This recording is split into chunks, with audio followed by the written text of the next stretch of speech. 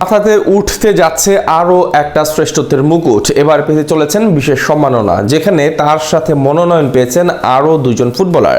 তাদের সঙ্গে প্রতিদ্বন্দ্বিতা করতে হবে ইন্টার মায়ামি ক্যাপ্টেনকে। কিং অফ আমেরিকা অ্যাওয়ার্ডে মেসির প্রতিদ্বন্দ্বী কারা এবং কবে নাগাদ দেওয়া হবে এই অ্যাওয়ার্ড? 8 বারের ব্যালন ডিওর জয়ী ফুটবলারের জয়ের সম্ভাবনা কতটুকু? সবকিছু বিস্তারিত রিপোর্ট। নেই, তার ধারে পাশে কেউ নেই। তরুণ বয়সে ভিনিসিয়াস যখন শেষের দিন গুনছেন, তখন লিও দেখাচ্ছেন নিজের মহিমা। 39-এর দিকে ছুটে চলা এই জাদুকর এখনও ফুটবল আকাশে নিজের শ্রেষ্ঠত্ব প্রদর্শন করে সব মহিমায় আলোকিত করছেন। তাই তো লোকে বলে, নামটা যখন মেসি তখন সর্বসেরা শব্দটা সক্রিয়ভাবেই চলে আসে। এটা গোফ খেজুরে আলাপ নয়, সর্বদিকেই প্রমাণিত। সূর্য পূর্ব দিকে ওঠার মতোই ইউনিভার্সাল ট্রুথ। এই কথাগুলো সত্যতা আরও একবার প্রমাণ করতে চলেছেন লিওনেল মেসি। ইন্টার মায়ামিতে যোগ দেওয়ার পরে MLS এর সকল রেকর্ড নিজের করে নিয়েছেন এই জাদুকর।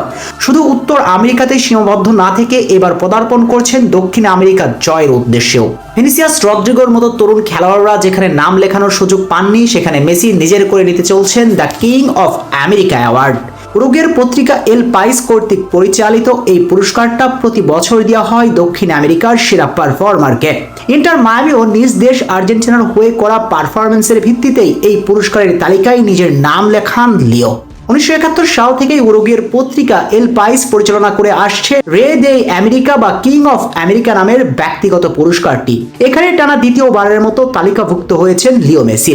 মেসির সাথে অবশ্য লড়াই করছেন আরো দুইজন ফুটবলার। তারা উরুগুয়েন ফরওয়ার্ড জর্জিয়ান ডি আরাসকায়েতা এবং মেসির নিজ দেশ আর্জেন্টিনার ফুটবলার আন্দ্রিয়ান মার্তিনেজ।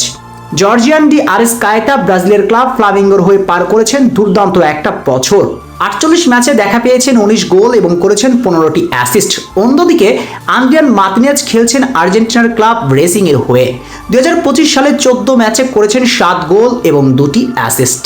পারফরম্যান্সের প্রতিযোগিতায় মেসি অন্যদের তুলনায় অনেক এগিয়ে। সবকিছু ঠিকঠাক থাকলে 31শে ডিসেম্বর মেসির হাতেই উঠতে যাচ্ছে দক্ষিণ আমেরিকার সবচেয়ে সম্মানজনক এই অ্যাওয়ার্ডটি। যেখানে ভিনিসিয়াস জুনিয়রদের মতো তরুণ খেলোয়াড়দের এগিয়ে থাকার কথা, সেখানে 38 বছর বয়সী মেসি এখনও তার পারফরম্যান্স দিয়ে জিততে চলেছেন বিশ্বের সকল পুরস্কার সমূহ।